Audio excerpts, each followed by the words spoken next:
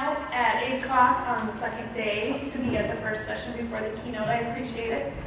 My name is Melissa Wickland, and I am an instructional designer for AEA Learning Online. Previous to this, I taught 4th grade for 12 years, as well as 1st grade, and then I was a technology coach and then a technology coordinator for a small rural school district that recently closed.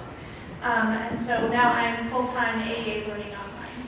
So that's my background. Denise, I'll let her introduce herself. Yeah, I'm Denise Krefting. I don't know if you know about what AEA Learning Online is about and how that works in relative to all the AEAs in the state. We work statewide. So our job is to work with every district and every teacher and every student in the state. We're a small team, we're a team of 7, but we've got a big footprint in what we're working on.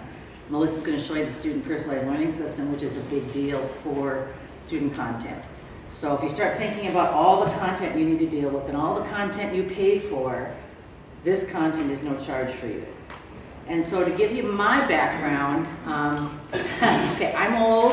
We're all going to just agree that the fact that I'm old gives you this background. I don't job jump, but I'm certified to teach math, science, social studies, sociology. I taught 4 different computer programming languages. I was a tech coordinator for Waukee Schools for about 15 years.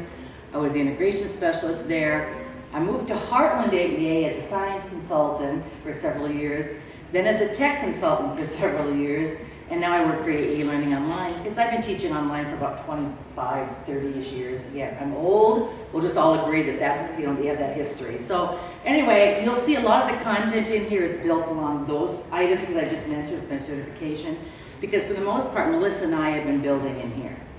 We're now growing it, well, we have districts building in here, teachers building in here for either for their district or to run it statewide. So you'll have the benefit of what other teachers are building. And now we're also moving it down to the student level. We have students building in here for you, for other kids in the state. So we're working with Waukee Apex, and I've got some other districts that are interested in doing that same type of thing, where they're helping us build content. So it's an exciting time to have all this support. Before it was just Melissa and I building. You'll see like the digital citizenship, we've done that, the math, a lot of the science content. So I think this is really an awesome tool that'll help you, help your kids and help the teachers in your district. Oh, I'm going to be here. I apologize. I don't know what's going on. My slides are in blue, as you see in your slide share, and they're not showing up very well on the screen, so I apologize. So today we're really going to talk about the student personalized learning system. It has statewide created content, as Denise said, it has teacher created content, district created content, and student created content. Indianola School District, just south of Des Moines, is really jumping on board on our student personalized learning system, and their teachers have created a lot of district-wide content that their students are really using. They're using this for their credit recovery program now. So if you start thinking big picture, they're building content with the idea of getting rid of their credit recovery software and understanding that it's more Iowa-based, it's more Iowa standards-based. So the student personalized learning system has modules in it. I like to think of them as Legos.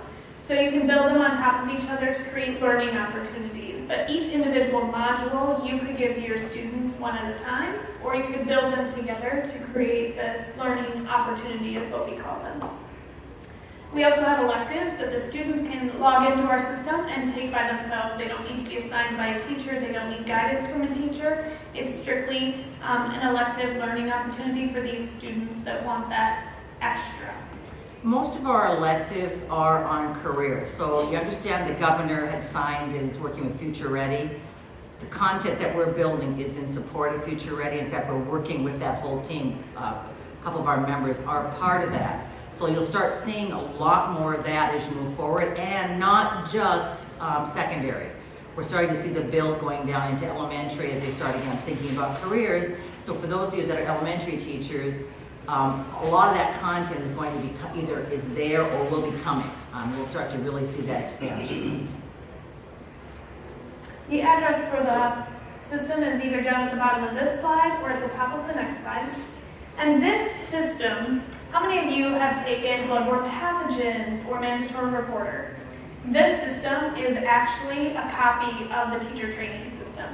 So we have a designer up in Minneapolis, Minnesota, who does all of our programming, and he created the teacher training system, and then about 6 years ago, he created the student personalized learning system, and they mirror each other. So they're very similar in what they look like, how they function. The student side, Denise and I have been lucky to really talk to teachers and see what they want, and Marv has been good about putting those things into the student personalized learning system first, so that teachers really get what they want and how to function with the system.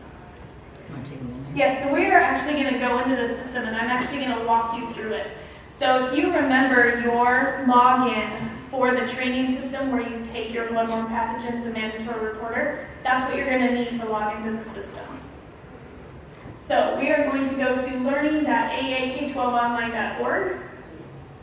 Yes, I do. There's a login with Google. Will that work?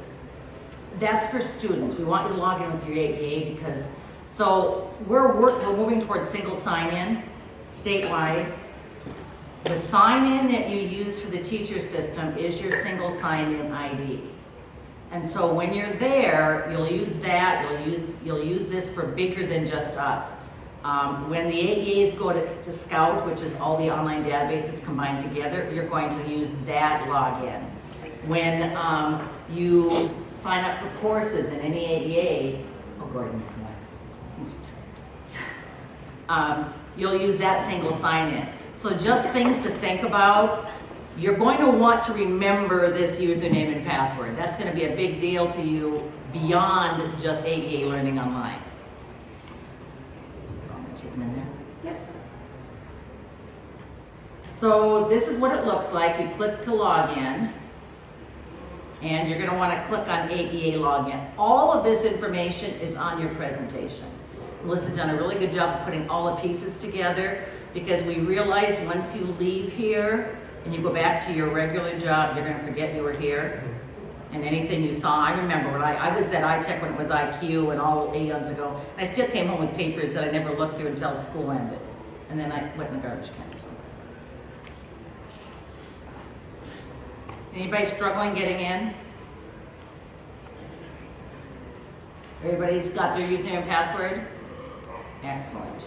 All right, so on my page, you are really going to see more content on the right-hand side because I have favorited things that I'm working on so that they're right there on the top of my page when I log in to know that I need to give attention to those things. So I will show you how to do that as we go through this presentation.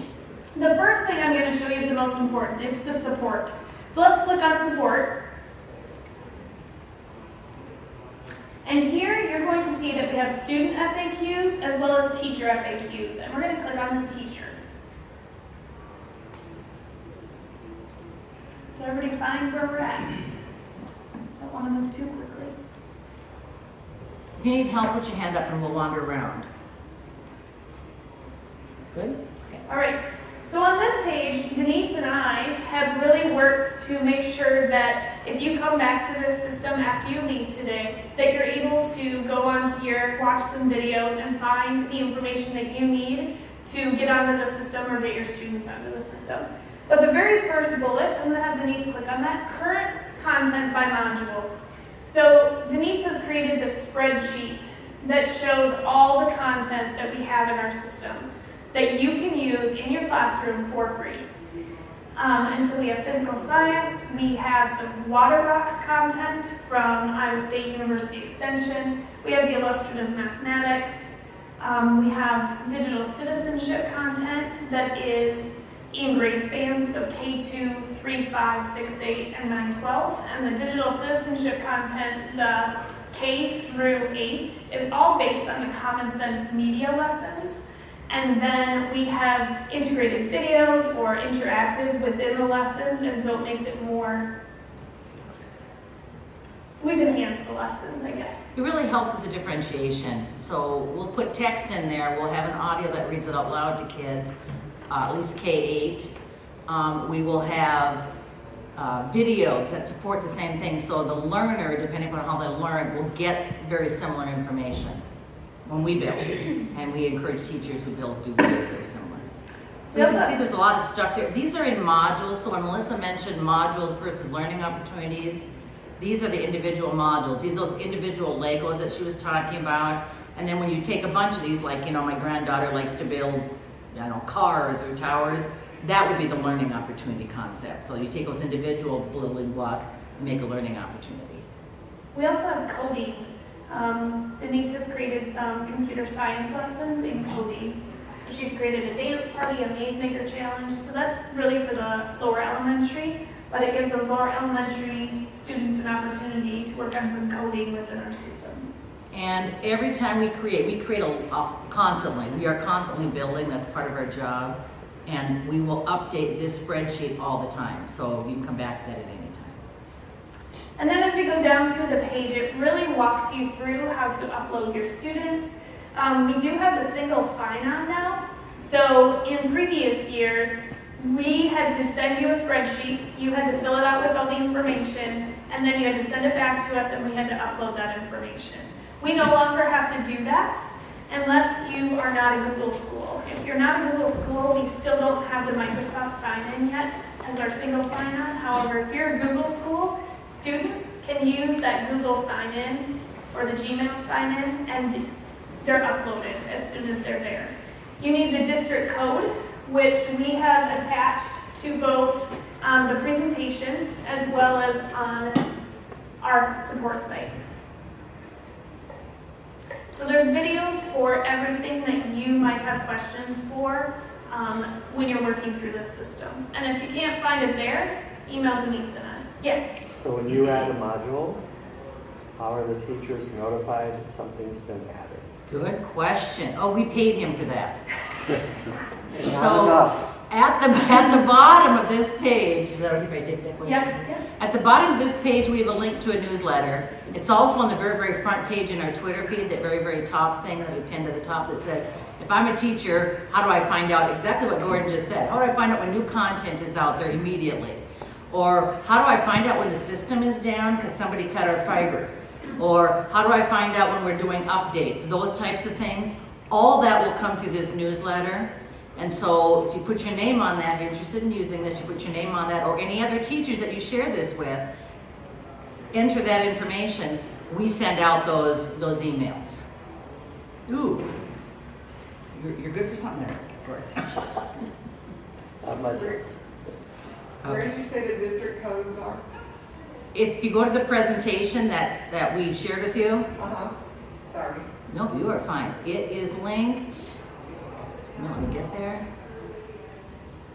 Right here on the next page that we didn't go into. So you see where it says district Okay, code. thank you.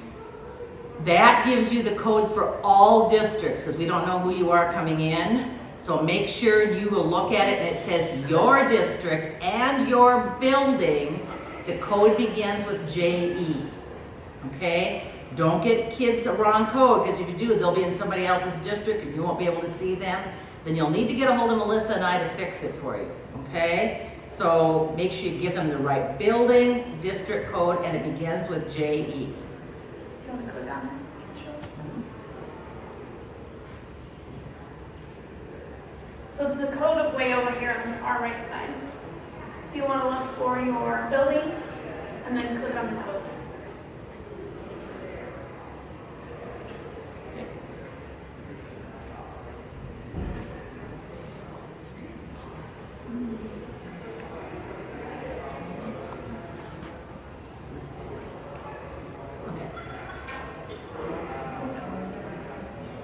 All right, let's go back to the system. We're going to click on our name, and that'll take you back to your home page. So whenever you want to go back home, if you click on your name, that'll take you back to the very front page. So Here's the Twitter feed that I was talking about as well.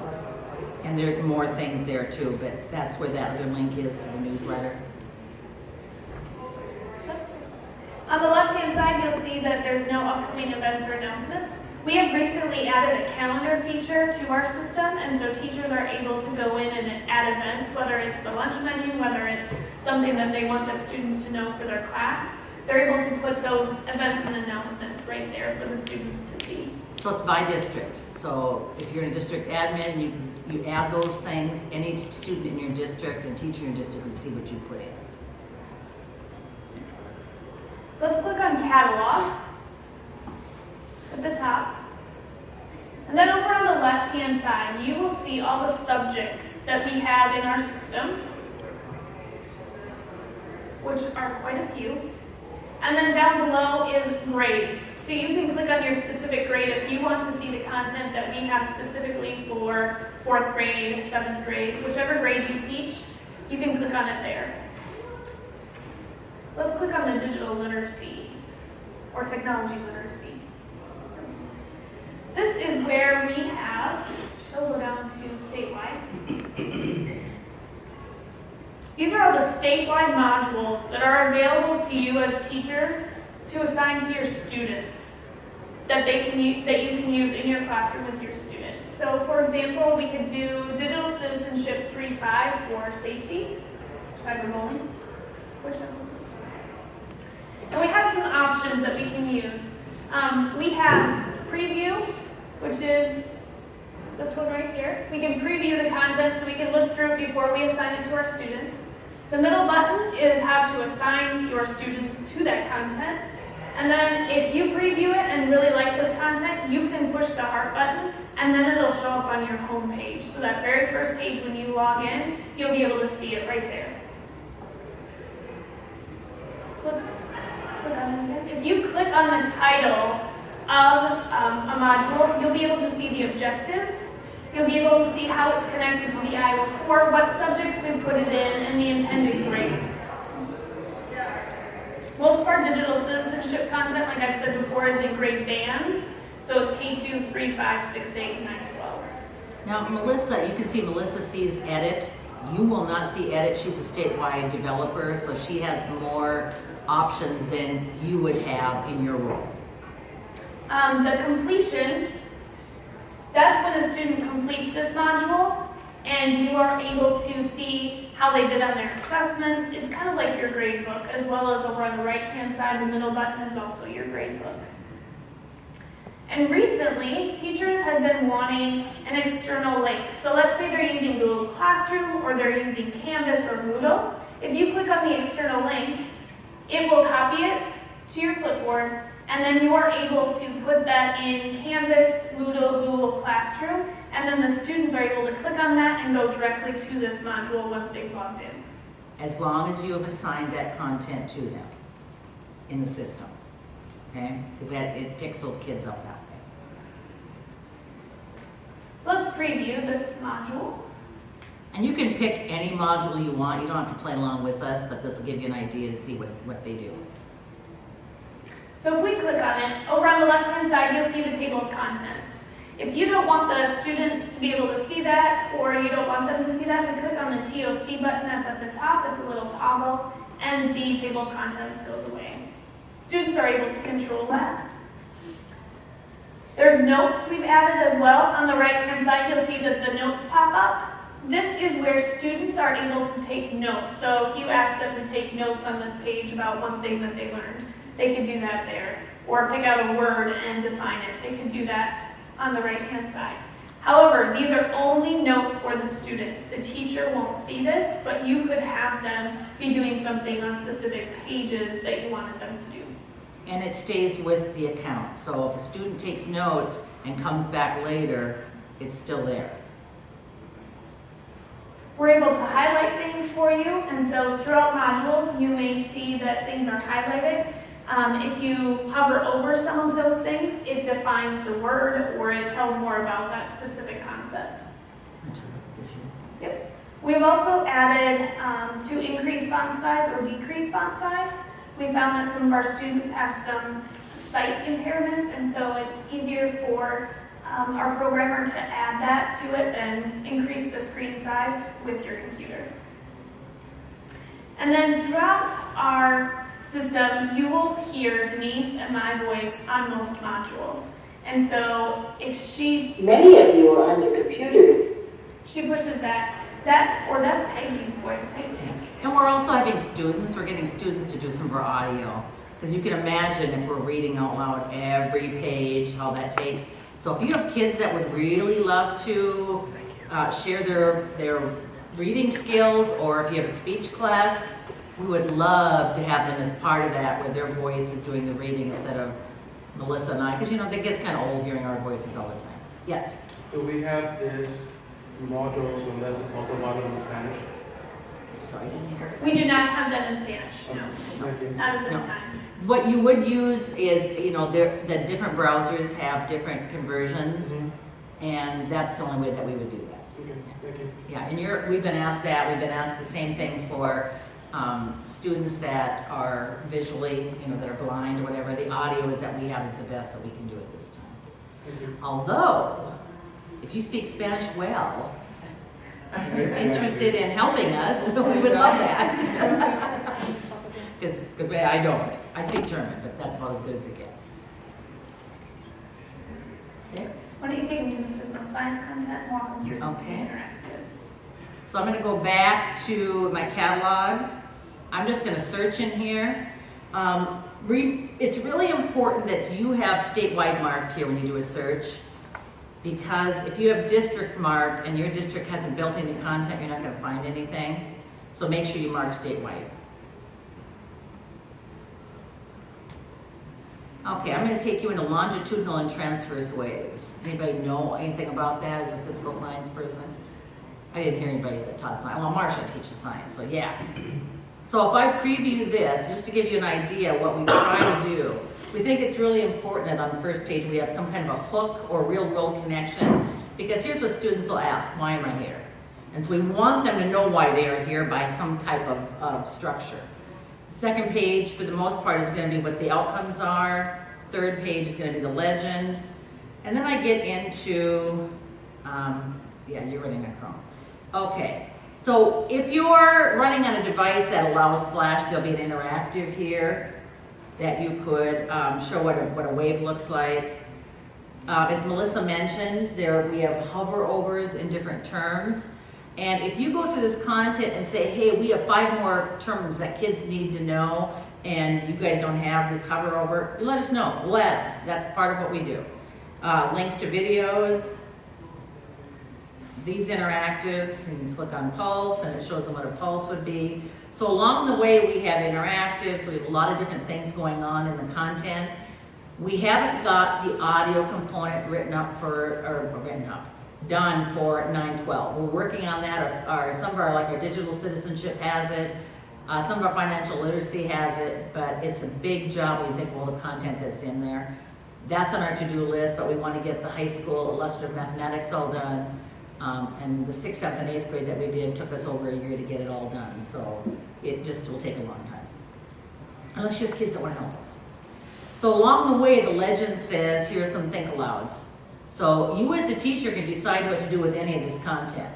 Just because we put it in there as a think aloud doesn't mean you can't do something differently. The next page is actually they're going to do some work. And so we want them to think about, if you look at the icon in the legend, this is actually an assignment icon. What is amplitude, frequency, and wavelength? And when they go to the next page, and it may be on the page itself, this time we put it in the next page. If a student goes to the next page, they would have a square box here where they would actually answer it. When they submit it, it would go into the gradebook system. You could see what they've submitted. You could provide feedback. They can do more work on it, submit it again, you provide feedback. So the gradebook allows you as a teacher to do what you need to do. We don't tell you how many points this is worth. That is up to you. We don't make that determination for each teacher in each district. We want you to make that decision. But at the same point, just because the question is here with a square box for kids to write in, that doesn't mean that you have to use our system to do that. You could have them use a Google document or write it on paper as an exit ticket. Whatever works for you. We want this to be flexible and usable for you. Yeah, Gordon? Can they draw?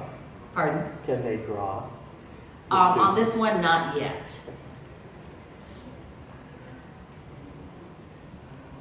So I'm going to turn the table of contents on, and as a teacher, you can go around anywhere you want. I'm going to take you to the end of the module. Like the bloodborne pathogens and mandatory reporting, remember Melissa's mentioned it's off the same system. At the end, there is a multiple choice question, quiz. And it is that determines whether or not they completed the module. They have to get 100% on this multiple choice quiz to move on. They can take it as many times as they want, and you, the teacher, can actually see each iteration of the quiz that they've done.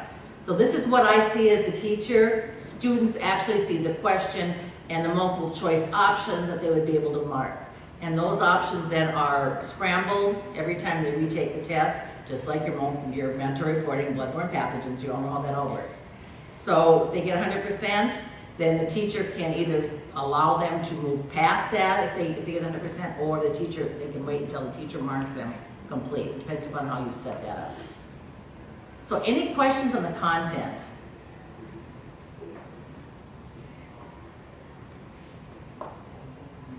How about questions on finding content?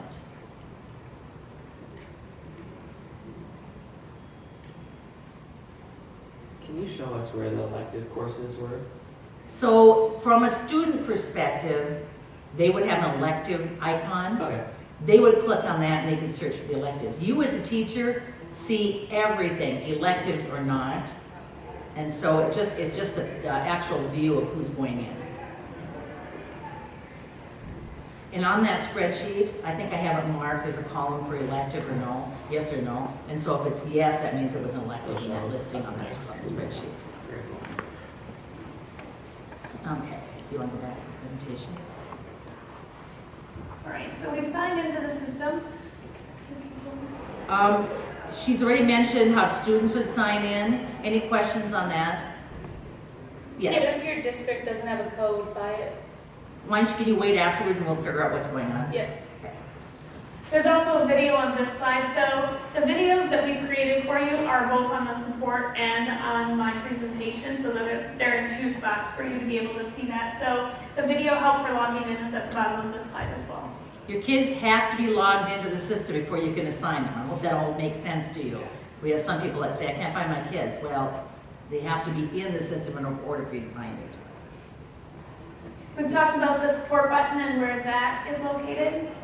So the content that we have in here again, we have individual modules that you can assign to your students. So if you just want them to work through the Digital Citizenship 3.5 cyberbullying, at that point in time, you can just assign that. Or you can create a learning opportunity. So you could create all of the Digital Citizenship 3.5 lessons into one big learning opportunity. So you could start with cyberbullying, then you could move to safety, and you can stack them on top of each other for the students to work through those as a self-paced course, or for you to have discussions with them.